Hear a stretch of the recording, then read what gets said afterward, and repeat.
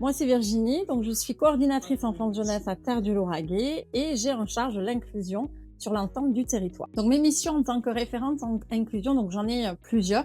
Donc une des premières missions, c'est l'accompagnement des équipes au quotidien, donc c'est-à-dire la création d'outils, donc créer des espaces comme celui-ci avec tous les outils nécessaires pour la gestion de la crise de l'enfant notamment.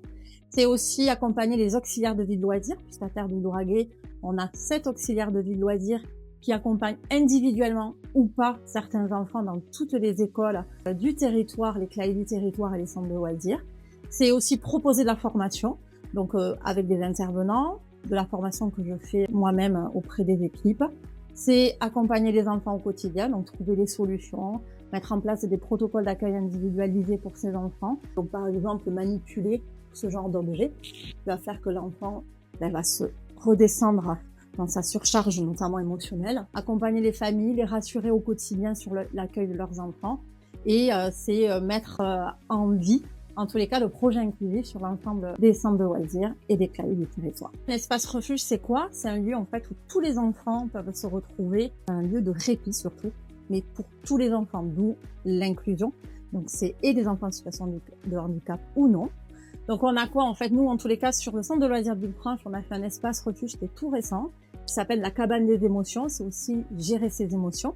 Donc on y trouve plein d'affichages en entrant dans cet espace. Il y a une petite table pour faire des activités plutôt calmes, des pictos sur toutes les émotions qu'on peut retrouver, savoir si je suis en colère, si je suis triste, arriver à mesurer en tous les cas ces émotions-là. Une lumière bleue, puisque le bleu va être une lumière qui va apaiser. Des jeux qu'on peut partager avec son animateur ou avec d'autres enfants. Des livres, des peluches et aussi et surtout donc notre petite tente. Donc une tente où vous avez à l'intérieur plein de peluches, quelque chose de cosy, de cocooning, où quand on a envie de se poser, on met un casque sur la tête, on va là, on se pose et après on repose.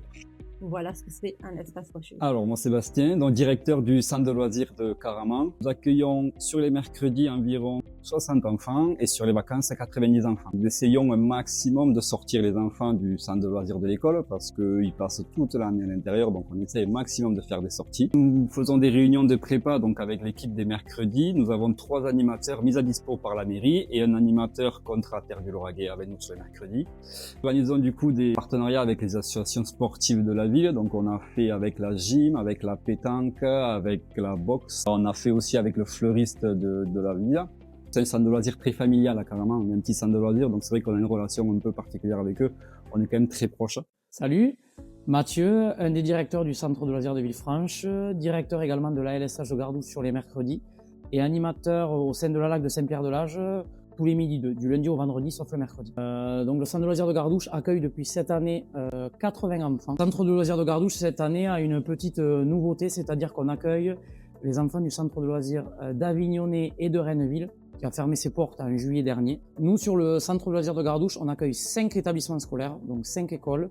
L'école de Gardouche, de Montesquieu de Vieille-Vigne, et par conséquent d'Avignonnet et de Renneville. On organise aussi notre traditionnel intercentre, c'est-à-dire l'intercentre consiste à mettre en place des olympiades sur une journée, donc avec la LSH de Gardouche, de Villefranche et de Caraman. Le centre de Villefranche accueille 15 établissements scolaires. Il y a énormément de projets qui se font avec la bibliothèque municipale. Il y a également des projets avec les résidents de la maison de retraite de la clinique Monnier, où voilà, ils font des échanges autour d'ateliers cuisine, de jeux de société. Et également avec l'IME, donc l'Institut médico-éducatif aussi. Voilà. Donc voilà un peu les 3 gros axes au niveau de nos projets sur les mercredis. Ensuite, le centre de loisirs de Villefranche sur les mercredis accueille jusqu'à 200 enfants, 85 enfants chez les moins de 6 chez les maternelles, pour 115 enfants chez les plus de 6. Jean-Christophe Guichou, coordinateur pédagogique du service jeunesse pour la communauté de communes Terre du Lauragais. Donc le service jeunesse, c'est d'abord 4 ALAC, donc des accueils de loisirs associés au collège. Les ALAC sont présents sur les 4 collèges du territoire. Des équipes d'animateurs interviennent tous les jours sur le temps de méridien, proposer des activités et des projets aux élèves, donc des projets soit spécifiques au collège ou soit des projets en commun, comme par exemple la campagne Octobre Rose, les journées contre le harcèlement, le carnaval, le bal de fin d'année des 3e et plein d'autres activités tout au long de l'année. L'équipe jeunesse, elle est composée de 13 agents. Actuellement, nous avons une structure jeunesse sur la commune de Calmont. Plus de cela, depuis quelques années, 2 projets sont présents sur l'ensemble du territoire de Terre du Lauragais. Le premier, c'est Mario Kart Tour, donc en partenariat avec les ALSH, qu'ils soient associatifs, qu'ils soient communaux, qu'ils soient intercommunaux, et les municipalités. Nous avons mis en place un tournoi de Mario Kart intercommunal. Des sélections ont lieu toute l'année sur différentes communes du territoire et une grande finale oppose les meilleurs lors de l'édition de Festicolor sur Villefranche. Autre projet qui maintenant est connu sur le territoire, il s'agit de Mobilado. Donc ce projet, il a été créé, il est unique, il a été créé par le service jeunesse et il consiste à proposer des animations itinérantes sur les communes qui le désirent et qui souhaitent nous accueillir dans l'intercommunalité. Depuis sa mise en place, nous avons effectué 60 animations sur l'ensemble du territoire et en général, nous arrivons à avoir une quarantaine d'ados ou de personnes pour chaque animation. Depuis 2 ans maintenant, une grande dynamique jeunesse s'est instaurée sur le territoire. Des réunions sont donc organisées entre tous les professionnels jeunesse du territoire et des formations qui sont ouvertes à tous, ce qui fait un partage d'expériences et de compétences intéressant pour les ados du territoire. Et enfin, pour conclure, petite nouveauté en 2026 qu'on attend avec impatience, l'ouverture d'une seconde structure jeunesse sur la commune de Nailloux, à proximité du collège, où les jeunes pourront venir sur nos créneaux d'ouverture pour profiter des animations. Et bonjour, bienvenue au Bourg Saint-Bernard. Alors moi c'est Marion, je suis coordinatrice thématique du coup parentalité, PEDT et enfance pour Terre du Lauragais et l'association Les Grands Sud. Les 3 associations travaillent en partenariat du coup avec les services de l'Interco sur la gestion des centres de loisirs, notamment sur le secteur nord. Nous travaillons comme Terre du Lauragais sur de l'inclusion.